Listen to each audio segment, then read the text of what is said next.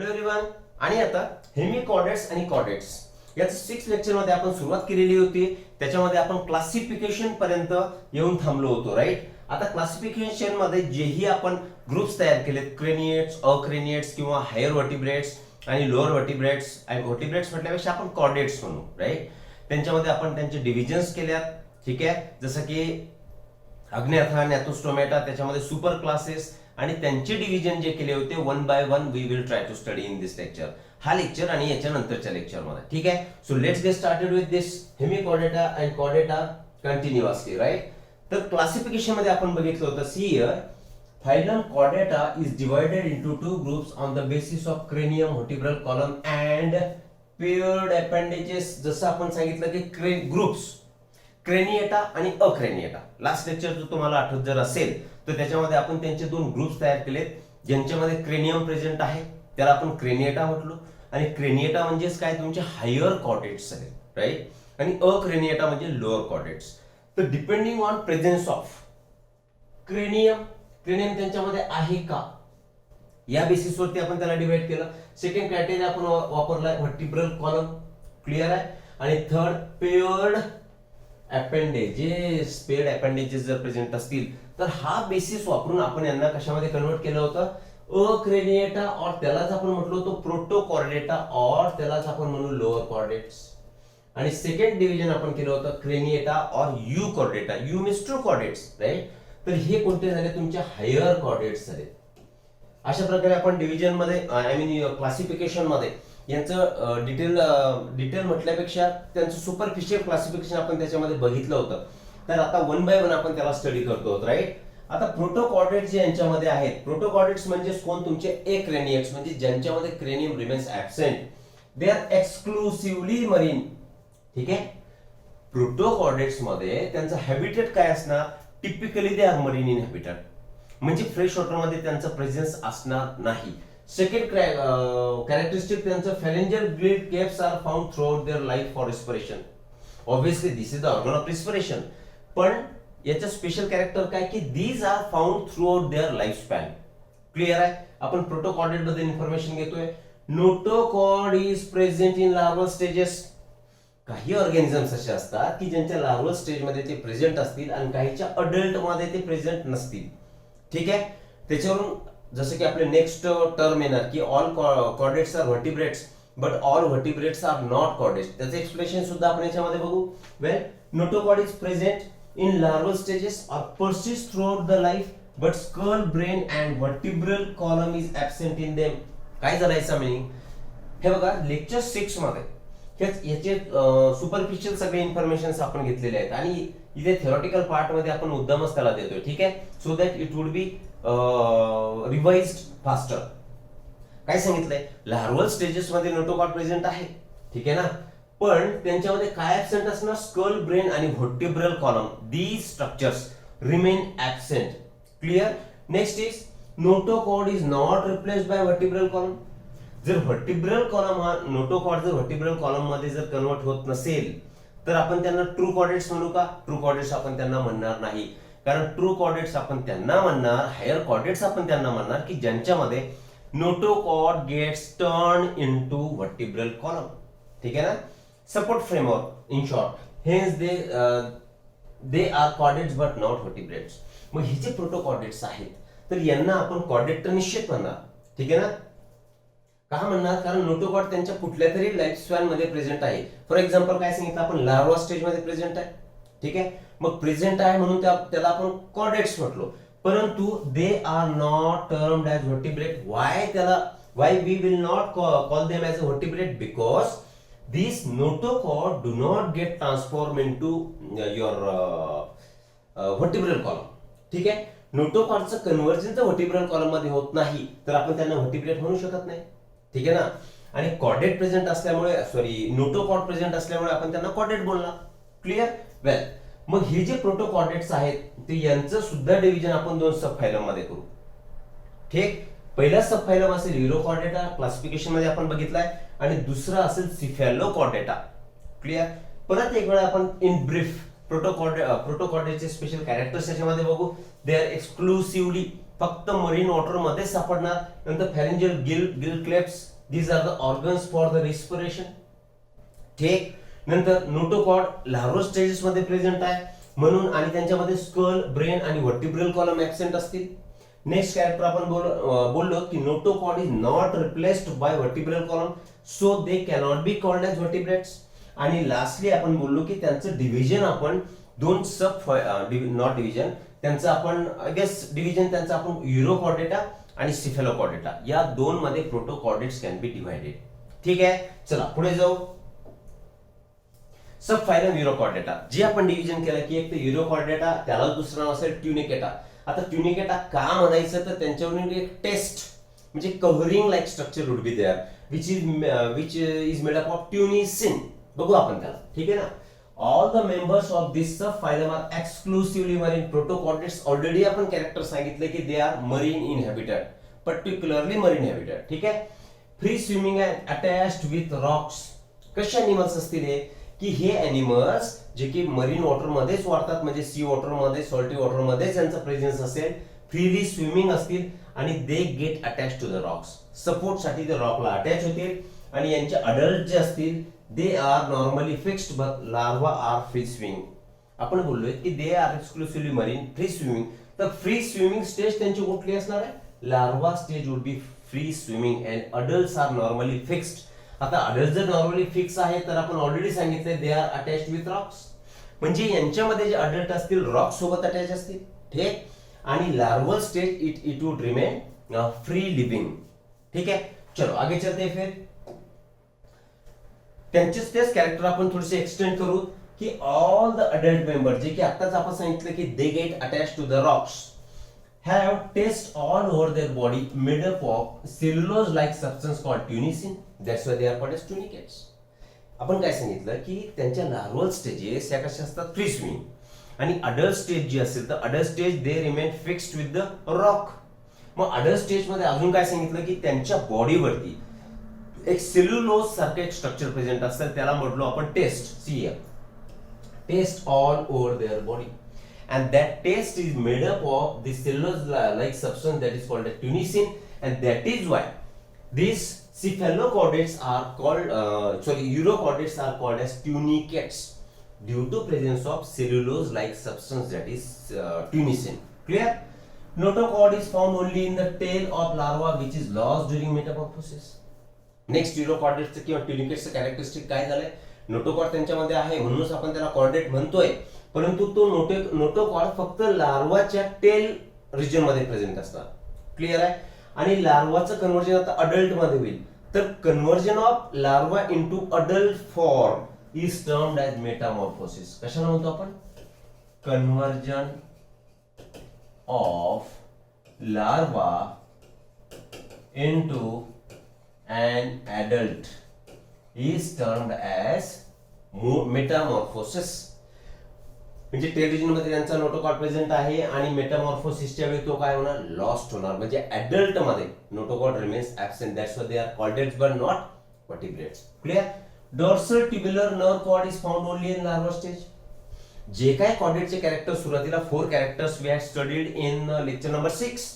Last lecture मध्ये जे character बघितले त्याच्यापैकी नो डाऊट यांच्यामध्ये ट्युब्युलर आणि डॉर्सल, कारण कॉर्डेटचं कॅरेक्टरच आहे की dorsal hollow nerve cord is present, यांच्यामध्ये प्रेझेंट आहे. पण कोणत्या स्टेज मध्ये? Only in larva stage. फक्त लार्वा स्टेज मध्ये dorsal tubular nerve cord remains present. समजतंय? ठीक आहे. अडल्ट स्टेज मध्ये काय होणार? Nerve cord get replaced by neural ganglion. Neural control आणि कोऑर्डिनेशन या चॅप्टर मध्ये आपण गँग्लियन कशाला म्हणतात, न्यूरॉन केव्हा बोलणार, नर्व ट्रॅक्ट कुठे शब्द यूज करायचा, सगळ्या टर्मिनॉलॉजीज आपण क्लिअर केलेल्या आहेत.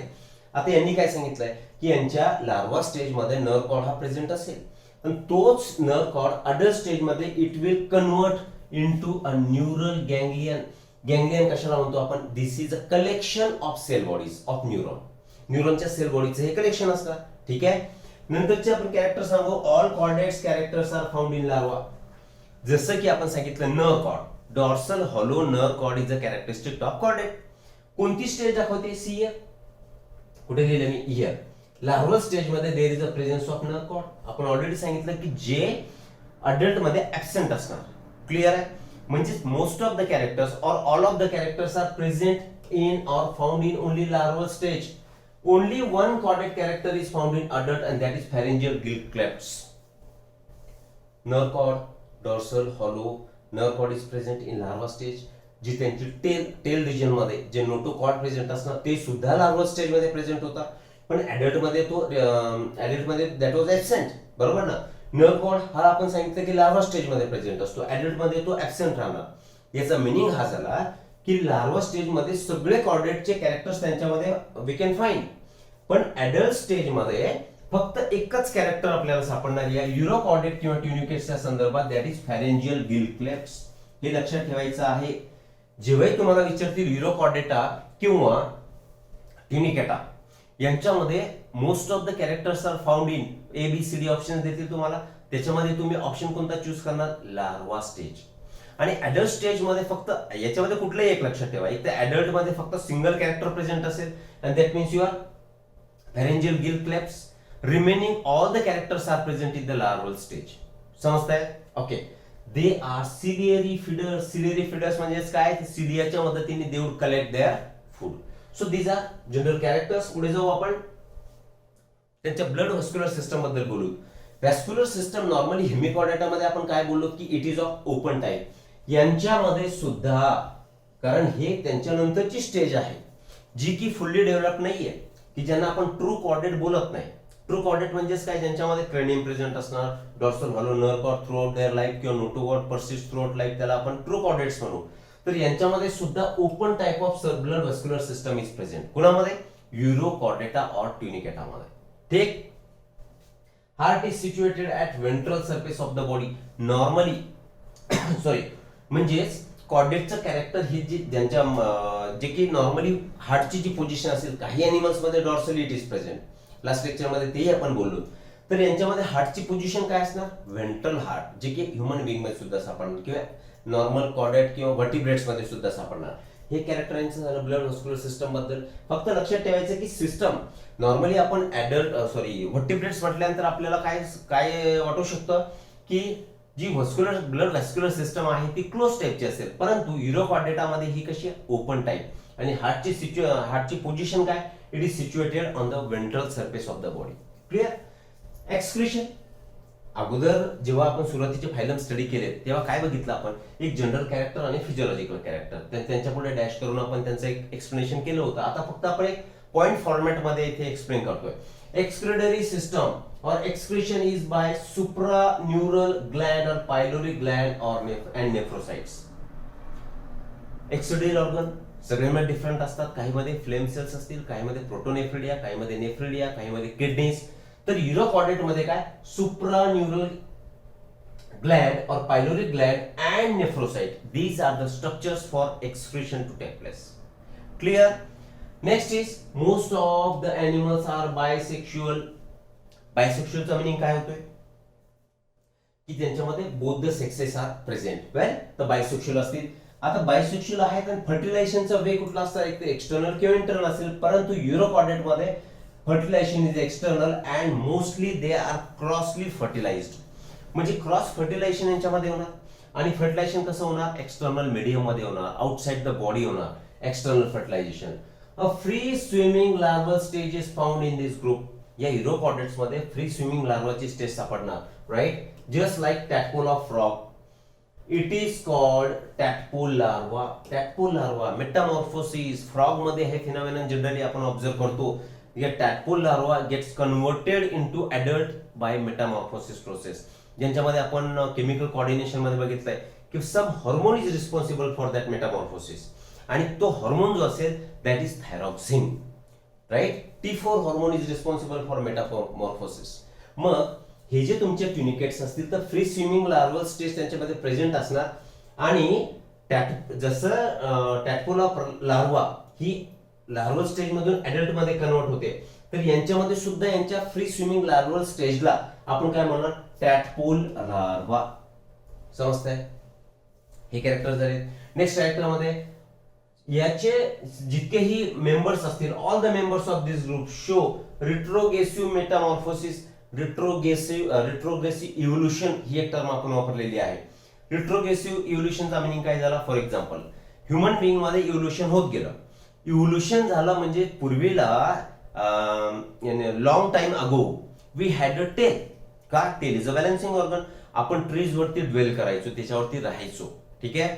मग तिथे आपल्याला बॅलन्सिंग ऑर्गन ट्री होता आणि 4 पायांवरती आपण चालायचो. नंतर नंतर आपलं पोस्चर इरेक्ट होत गेलं. मग आता बॅलन्स आपलं 2 पायांवरती आलं, 2 फीट, राईट. हे बॅलन्स आल्यानंतर आपोआपच टेल ही आपली गळून गेली आणि टेल बोन हा व्हेस्टिजियल ऑर्गन मधून still it is present in our body. Clear? इथे मिनिंग काय होतो? ह्या यांच्या मुद्दा हा चालला. आपण रिट्रोग्रेसिव्ह इव्होल्युशन मी हा शब्द वापरलाय. तर शेपटी तर आता नॉर्मली ह्युमन बिंग मध्ये नसते, परंतु काही जे चिल्ड्रन जे जन्म घेतील, राईट, त्यांच्यामध्ये टेल बोन पासून एक एक्सटेन्शन बाहेर पडतंय, म्हणजे त्याला आपण टेल म्हणू शकतो. मग इव्होल्युशन झालंय, पण कसं झालं? रिव्हर्स झालंय, रिव्हर्स. म्हणून त्याला म्हटलं आपण रिट्रोग्रेसिव्ह इव्होल्युशन. सिमिलरली या कॅटेगरीमध्ये ट्युनिकॅट्स मध्ये रिट्रोग्रेसिव्ह मेटामॉर्फोसिस होणार. त्याचा अर्थ हा झाला की नॉर्मली लार्वाचं कन्व्हर्जन कशामध्ये येतं? Larva gets converted into adult. पण इथे शब्द काय वापरला आपण? Retrogressive metamorphosis. During this metamorphosis adult get turn into your larva. Well developed free swimming larva is change into less developed adult. Sorry, मी थोडंसं उलट बोललो. अडल्ट हा कन्वर्ट होत नाही, परंतु फ्री स्विमिंग लार्वा ही डेव्हलप झालेली असेल, पण ते डेव्हलप झालेल्यांच लेस डेव्हलप अडल्ट मध्ये कन्व्हर्जन होणार. म्हणजे आता प्रोसिजर खरं तर पुढे जायला हवी होती, पण आता ही रिव्हर्स झाली. म्हणून या प्रोसेसला आपण म्हटलो रिट्रोग्रेसिव्ह मेटामॉर्फोसिस. रिट्रोग्रेसिव्ह मेटामॉर्फोसिसचा मिनिंग काय झाला की फ्री स्विमिंग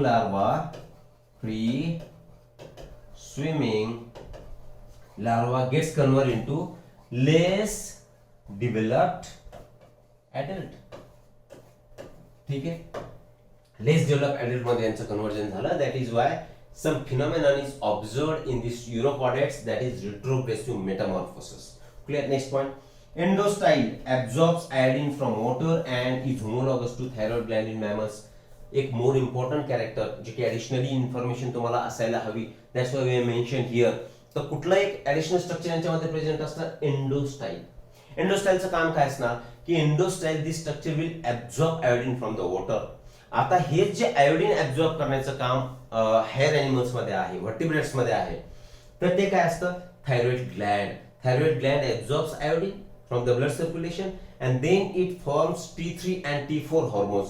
सिमिलरली यांच्यामध्ये endostyle structure it functions as a thyroid gland. That is why these two structures are homologous. कोण? एक तर thyroid glands of mammals and endostyle of these tunicates. Clear आहे? इथपर्यंत सर्व कॅरेक्टर्स आपल्याला आता त्या ट्युनिकेटाचे क्लिअर झाले. त्यांचे एक्झाम्पल्स आपण याच्यामध्ये बघू. फर्स्ट एक्झाम्पल बुक मध्येच घेतले आपण, ऍसिडिया. ठीक आहे. Doliolum, third is salpa and herdmania. Herdmania is also termed as sea potato or sea squirts. Clear? So these are the examples of urochordates. कुठले एक्झाम्पल्स आहेत? ऍसिडिया, सॅल्पा, डोलियोलम आणि हर्डमॅनिया.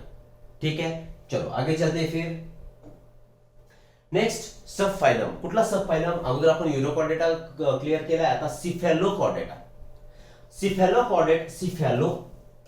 सिफॅलोचा meaning काय होतो? हेड. ठीक आहे. किंवा आता इथे हेडच्या ऐवजी आपण काय शब्द यूज करू? क्रेनियम. मग सिफॅलोकॉर्डेट्स काय असतील? त्यांच्यामध्ये व्हर्टिब्रल कॉलम सुद्धा प्रेझेंट असेल. Notochord is replaced with vertebral column, म्हणून त्याला आपण कॉर्डेटा म्हटलो. आणि सिफॅलो म्हणजे काय? ज्यांच्यामध्ये हेड ऑर क्रेनियम सुद्धा प्रेझेंट असेल, जे की अगोदरच्या लोअर व्हर्टिब्रेट्स मध्ये, लोअर कॉर्डेट्स मध्ये दे वर ऍब्सेंट. ठीक आहे ना. They are found in shallow sea water. Urochordates presence सुद्धा, युरोकॉर्डेट्स और ट्युनिकेट्स वेर एक्सक्लुझिव्हली मरीन. हे सुद्धा तुम्हाला मरीनच असतील, परंतु शॅलो वॉटर मध्ये सापडणार. सुपरफिशियल किंवा जिथे कमी पाण्याची पातळी असेल त्या ठिकाणी तुम्हाला हे सिफॅलोकॉर्डेट्स सापडतील. ठीक. नेक्स्ट कॅरेक्टर काय? Both larva and adult are free swimming. पहिल्या केसमध्ये, युरोकॉर्डेटाच्या केसमध्ये आपण सांगितलं की only larva is free swimming and adults get fixed with the rocks. ठीक आहे. यांच्यामध्ये काय सांगितलं? लार्वा स्टेज आणि अडल्ट स्टेज दोन्हीही स्टेज ह्या फ्री स्विमिंग असतील. कुणामध्ये? सिफॅलोकॉर्डेट्स मध्ये. Next, animals for burrow inside and are nocturnal. Meaning काय झाला की त्यांच्यामध्ये ते बिळ तयार करणार, जसं की उंदराची बिळ असतात, सापाची बिळ असतात, की जमिनीमध्ये खड्डा करतात किंवा आतमध्ये पोकळी तयार करतात. Similar burrows are formed by or these are established by the cephalocortex and they are nocturnal. म्हणजेच काय, they are night dwellers. रात्रीच्या वेळी ते त्यांचे काम करतील, रात्रीच्या वेळी ते बाहेर पडतील, त्याला म्हणतो आपण नॉक्चर्नल. जसं की झुरळ, कॉकरोच सुद्धा कसा आहे, नॉक्चर्नल एनिमल आहे. ठीक आहे. Laterally their body is laterally compressed like fish and is segmented. Annelid सारखे कॅरेक्टर यांच्यामध्ये, ऑर्थ्रोपोड सारखे कॅरेक्टर दिसणार की body is segmented and body is compressed like fish. ठीक आहे. लॅटरली कंप्रेस्ड मिनिंग काय झाला, these are the lateral sides. तर या बाजूने अशी दबल्यासारखी त्यांची बॉडी प्रेझेंट असणार. मग आपण काय बोलू की या सिफेलोकॉर्डेट्सची बॉडी ही लॅटरली कंप्रेस असणार आणि त्यांच्या बॉडीमध्ये सेगमेंट सुद्धा प्रेझेंट असतील. ठीक. Notochord and nerve cord remain extended from anterior to tail region. जसं की अगोदरच्या केसमध्ये आपण सांगितलं युरोकॉर्डेटामध्ये फक्त टेल रिजन मध्येच larva would be present of the larval stage मध्ये. टेल रिजन मध्ये काय प्रेझेंट असतं, नोटोकॉर्ड. यांच्यामध्ये नोटोकॉर्ड आणि नर्व्ह कॉर्ड हे दोन्ही structure anterior to posterior region म्हणजे throughout their body from anterior part their head region to tail region, या पूर्ण रिजन मध्ये यांच्यामध्ये extended form of this nerve cord and your notochord will be present. Diagram आपण बघितली होती last lecture मध्ये.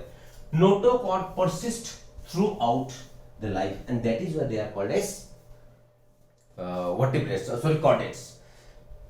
Next meaning बघू आपण. Alimentary canal is complete. Simple information. Alimentary canal सुद्धा यांच्यामध्ये complete असेल. Buccal opening is covered by oral hood and this collectively termed as wheel organ or ciliated organ of Mueller.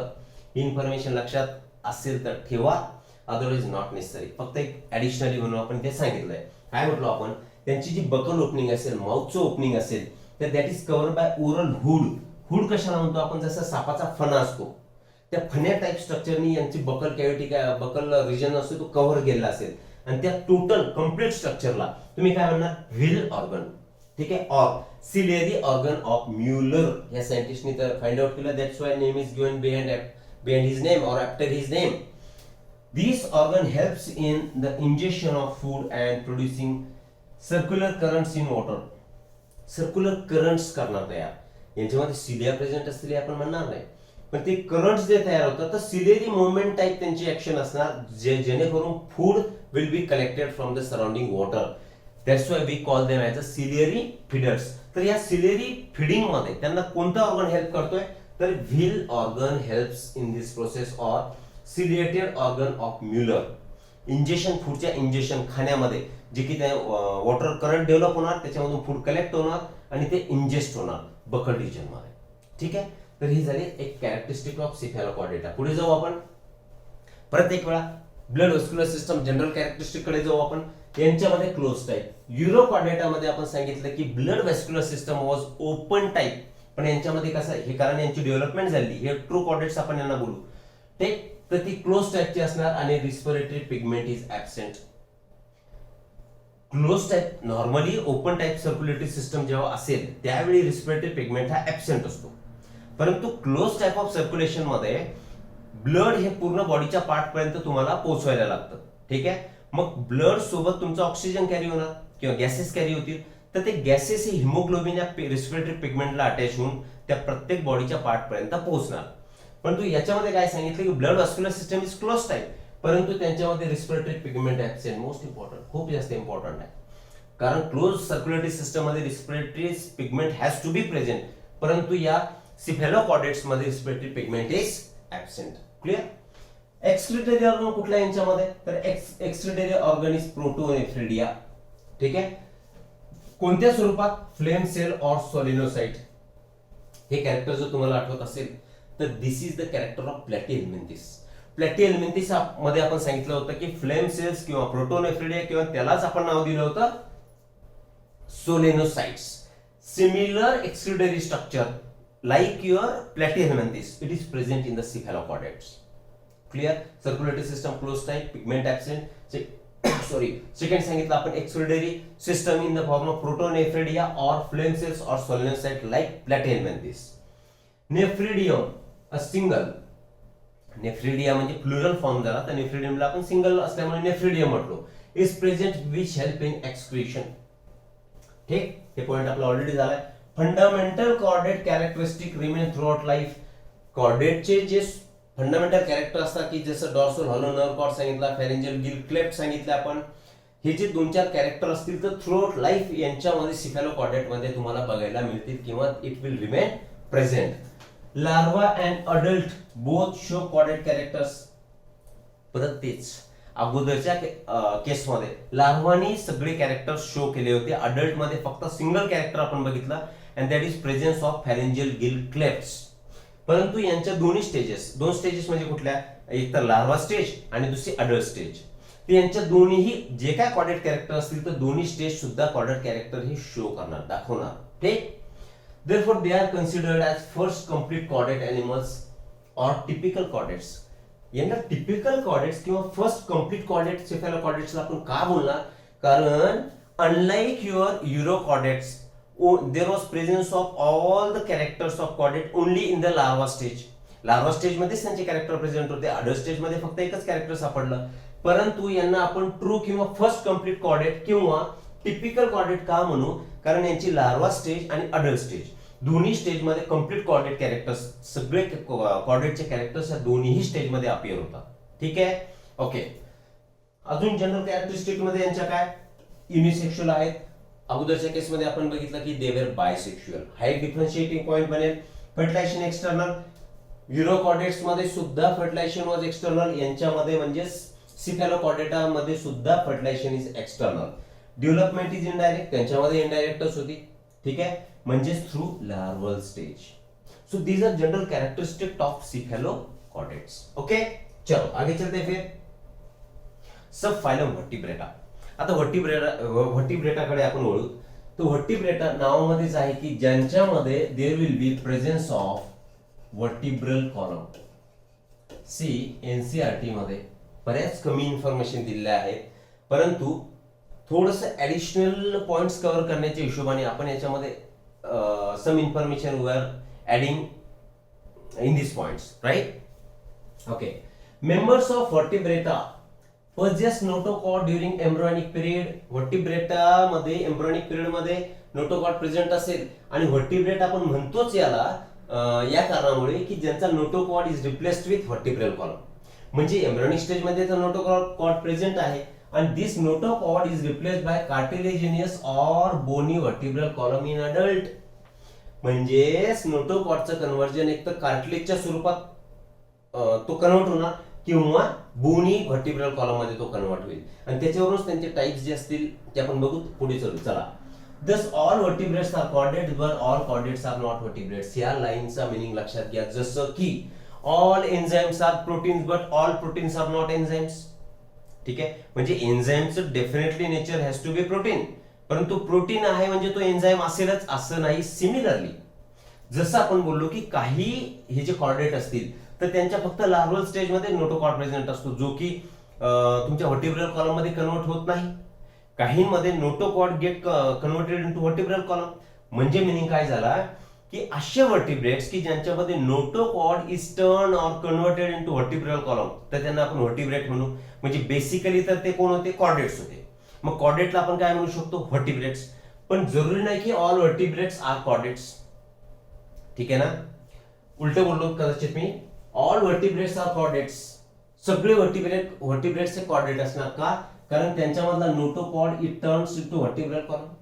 परंतु सगळेच chordate हे व्हर्टिब्रेट असू शकत नाही. कारण का, कारण त्यांच्या लार्वा स्टेज मध्ये नोटोकॉर्ड प्रेझेंट असतो जो की व्हर्टिब्रल कॉलम मध्ये कन्वर्ट होत नाही. म्हणून आपण म्हणतो all vertebrates are chordates but all chordates are not vertebrates. ठीक आहे. Vertebrates have a ventral muscular heart with 2, 3 or 4 chambers. व्हर्टिब्रेटचा कॅरेक्टरच आहे की नो डाऊट युरोकॉर्डेटामध्ये सुद्धा वेंट्रल हार्ट वॉज प्रेझेंट. यांच्यामध्येही सिफॅलोकॉर्डेट्स मध्ये सुद्धा एक्स्ट्रीमली सॉरी युअर व्हर्टिब्रेट मध्ये सुद्धा मस्क्युलर हार्ट जो की वेंट्रली लोकेटेड आहे, वेंट्रल पोझिशन त्याची आहे आणि त्यांच्यामध्ये 2, 3 किंवा 4 चेंबर असू शकतात. जसे दोन हार्टचे चेंबर असतील फिशेस मध्ये, 3 चेंबर्स असतील तुमच्या ॲम्फिबियन्स मध्ये. ठीक आहे. आणि 4 चेंबर्स तुमच्या मॅमल्स मध्ये आपल्याला सापडतील. Kidneys for excretion and osmoregulation and paired appendages which may be fins or limbs. अजून ऍडिशनल कॅरेक्टरिस्टिक आपल्या कॉर्डेट्स मध्ये काय बघायला व्हर्टिब्रेट्स मध्ये काय बघायला मिळतील की त्यांच्यामध्ये एक्सक्रिटरी ऑर्गन हा किडनी असेल. अगोदर आपण सांगितलं सॉलिनोसाइट्स प्रेझेंट होते किंवा फ्लेम सेल्स किंवा प्रोटोनेफ्रिडिया त्याला बोललो आपण. आणि ऑस्मोरेग्युलेशन मध्ये काय it is maintenance of body salt and water balance. Salt and water balance clear आहे. त्याला म्हणतो आपण ऑस्मोरेग्युलेशन. मग किडनीचे रोल काय, एक एक्सक्रीशन करणे आणि सॉल्टचा आणि वॉटरचा बॅलन्स मेंटेन ठेवणे. आणि paired appendages which may be fins or limbs, कारण these are aquatic animals. Aquatic एनिमलच्या केसमध्ये बोलू आपण. टेरेस्ट्रियलच्या केसमध्ये तिकडे लिम्स असतील बरोबर. आणि एक्वेटिक जर असतील तर त्यांच्यामध्ये काय प्रेझेंट असणार, फिन्स. जसं की फिशेस त्यांच्यामध्ये फिन्स प्रेझेंट असतात. ठीक आहे. It depends on the habitat whether it is terrestrial or aquatic in habitat. Sub phylum vertebrata त्याचंही आपण डिव्हिजन क्लासिफिकेशन मध्ये बघितलंय की it is divided into agnatha. Agnatha म्हणजे jaws are absent in this case असं आपण त्याला classify केलं होतं. आणि दुसरा त्यांचं जे डिव्हिजन असेल तर दॅट डिव्हिजन इज युअर नॅथोस्टोमेटा, म्हणजे ज्याच्यामध्ये जॉज विल रिमेन प्रेझेंट. म्हणजेच आता सब व्हर्टिब्रेटा हा सब फायलम आहे. मग व्हर्टिब्रेटाला आपण परत डिव्हिजन मध्ये कन्वर्ट केलं तर त्यांच्या दोन डिव्हिजन कोणत्या, अग्न्याथा आणि नॅथोस्टोमेटा. अग्न्याथा म्हणजे ज्यांच्यामध्ये जॉज ऍब्सेंट असतील आणि नॅथोस्टोमेटा म्हणजे ज्यांच्यामध्ये जॉज हे प्रेझेंट असतील. ठीक आहे. मग agnatha is again divided into 2 classes. कोणते 2 क्लासेस, एक तर ओस्ट्रॅकोडर्मी आणि सायक्लोस्टोमेटा. आता तुमच्या एनसीईआरटी मध्ये फक्त एनसीईआरटी मध्ये आपल्याला स्टडीला कुठला आहे, फक्त सायक्लोस्टोमेटा. जॉलेस फिशेस ज्यांच्यामध्ये असतील, ज्यांच्या बॉडीवरती फिन्स नसणार किंवा त्यांच्या बॉडीवरती स्केल्स प्रेझेंट नसतील किंवा त्यांच्यामध्ये सर्क्युलर जॉ सकिंग जॉ विल बी प्रेझेंट. तर एक लक्षात ठेवा, cyclostomata it is a division of or class of your agnatha. काय सांगितलंय आपण, व्हर्टिब्रेटाचे 2 सब फायलम कुठले, एक तर अग्न्याथा आणि नॅथोस्टोमेटा. ठीक. अग्न्याथाला आपण 2 क्लासेस मध्ये डिवाइड केलं. पहिला क्लास ऑस्ट्रोकोडर्मी आणि दुसरा क्लास सायक्लोस्टोमेटा. सायक्लोस्टोमेटा आपण याच्यामध्ये स्टडी करणार. क्लियर. चलो आगे चलते फिर. सायक्लोस्टोमेटा. सायक्लोस्टोमेटाचे जे काही एनसीईआरटीचे कॅरेक्टरिस्टिक असतील ते सर्व आपण इथे मेन्शन केले, right. It includes jawless fishes. नावामध्ये आपण ऑलरेडी सांगितलं अग्न्याथा, नॅथोस्टोम, माउथ. यांच्यामध्ये माउथ म्हटल्यापेक्षा आपण ते जॉज म्हणू, जबडा म्हणू. यांच्यामध्ये जबडा हा ऍब्सेंट असणार म्हणून त्याला आपण अग्न्याथा अग्न्याथाचा एक क्लास सायक्लोस्टोमेटा बोललो. Most of them are marine but migrates for spawning to fresh water. हे नॉर्मली कुठे सापडतं तुम्हाला, मरीन वॉटर मध्ये. फॉर एक्झाम्पल मरीन वॉटर मध्ये ते वाढतात, परंतु they will migrate to fresh water. Migrate to fresh water. कोणत्या प्रोसेस साठी, migrate to fresh water for spawning. म्हणजेच त्यांची एग लेइंग प्रोसेस ते करणार तर कुठे करणार, फ्रेश वॉटर मध्ये जाऊन करणार. आणि फ्रेश वॉटर मध्ये गेल्यानंतर त्यांचं काय होणार की त्यांचे लार्वा तयार होतील. ठीक आहे. मग लार्वा नंतर परत फ्रेश वॉटर मध्ये, आणि ते ज्यांनी स्पॉनिंग प्रोसेस केली की ते मरून जाणार, they will die after spawning. आणि मग त्यांच्या लार्वा परत या मरीन वॉटर मध्ये ट्रान्सफर होणार और मायग्रेट होणार. Clear. After spawning within few days they die. यांनी फ्रेश मरीन वॉटर मधून ते मायग्रेट कुठे झाले, फ्रेश वॉटर मध्ये. इथे आले, त्यांनी स्पॉनिंग केलं, त्यांची अंडी दिली आणि इथे काय होणार, ते they will die after within few days after spawning. नंतर काय, their larva after metamorphosis return back to ocean. हे मरीन वॉटर म्हणजेच काय, इन शॉर्ट ओशन. आता यांनी स्पॉनिंग केलं, ते मरून गेले. या स्पॉनिंग नंतर त्यांच्या काय तयार होतील, लार्वा मध्ये काय होणार, तर मेटामॉर्फोसिस होणार. आणि मेटामॉर्फोसिस झालंय म्हणजेच त्यांचं कन्व्हर्जन कशामध्ये होणार, ऍडल्ट मध्ये होणार. आणि हे ऍडल्ट परत तुमच्या मरीन वॉटर मध्ये ट्रान्सफर होणार.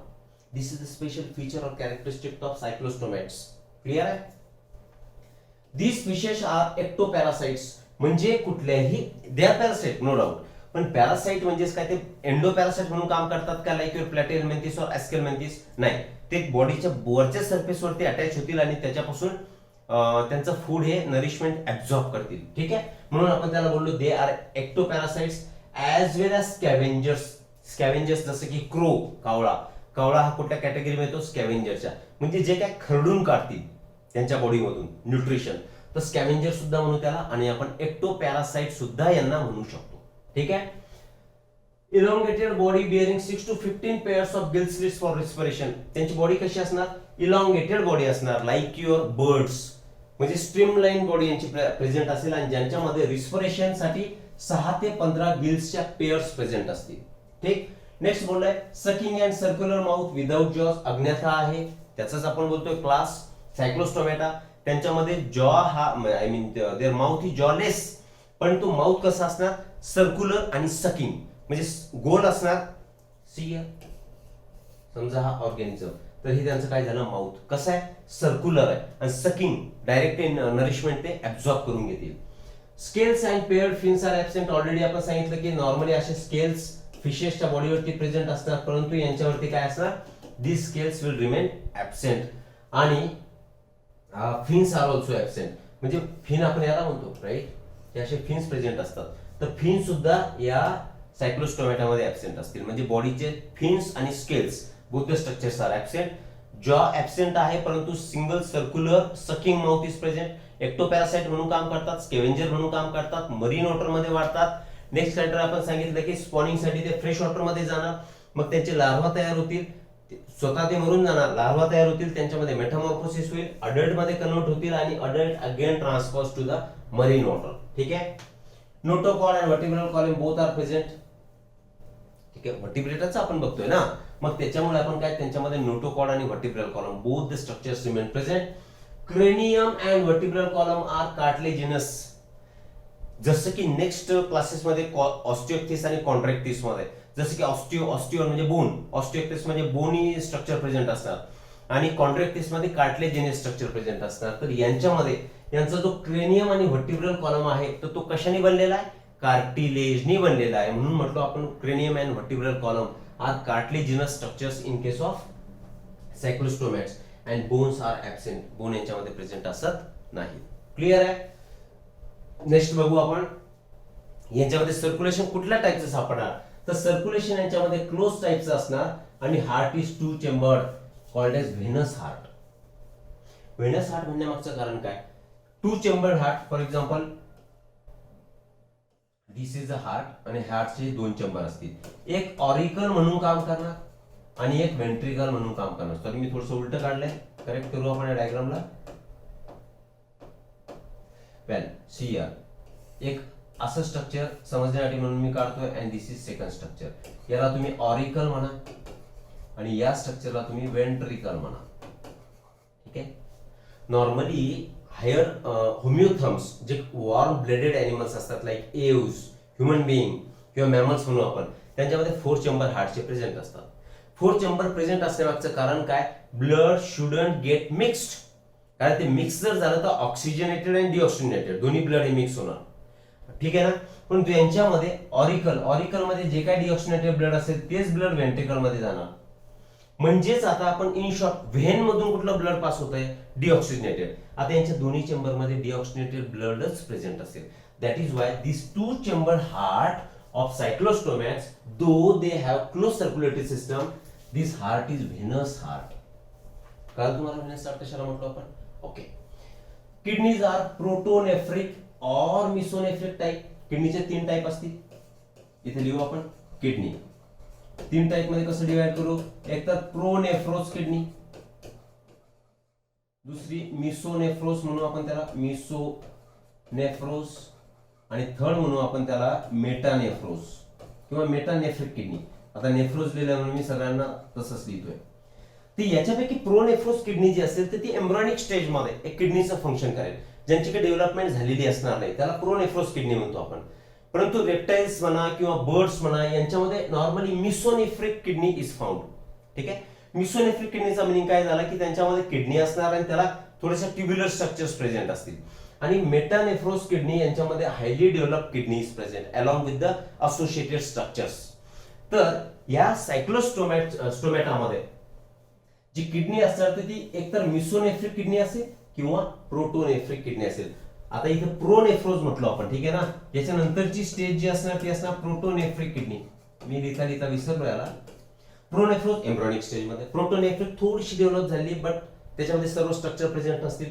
मिसोनेफ्रोज मध्ये नो डाऊट त्याच्यामध्ये माल्फिजियन ट्युब्यूल प्रेझेंट असणार आणि किडनी प्रेझेंट असणार आणि यांच्यामध्ये entire whatever the structures are related in highly develop kidney, त्या किडनीला तुम्ही मेटानेफ्रिक किडनी म्हणणार. तर सायक्लोस्टोमॅटामध्ये तुम्हाला कोणती किडनी सापडली आहे? मिसोनेफ्रोस और प्रोटोनेफ्रिक kidney. Well, then 3 eyes are found on the head, one median pineal eye and 2 lateral eyes. Suppose this is the head region. तर यांच्यामध्ये हे 2 lateral eyes सापडतील आणि मध्ये एक आय सापडेल. अशा 3 eyes are present in the cyclostomates.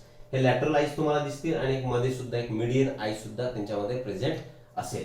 तर ते जर त्यांच्या सेन्सरी स्ट्रक्चर बद्दल only one nostril is present, that's why they are called as मोनोरायनस.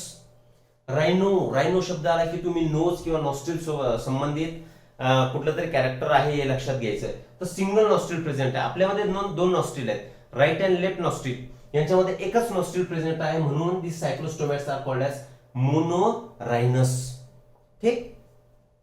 Internal year contains 1 or 2 semicircular canals. Normally human being mammals मध्ये 3 semicircular canals are present. ते semicircular canals कसे present असतात? एक तर असा प्रेझेंट असेल, they are right angle to each other.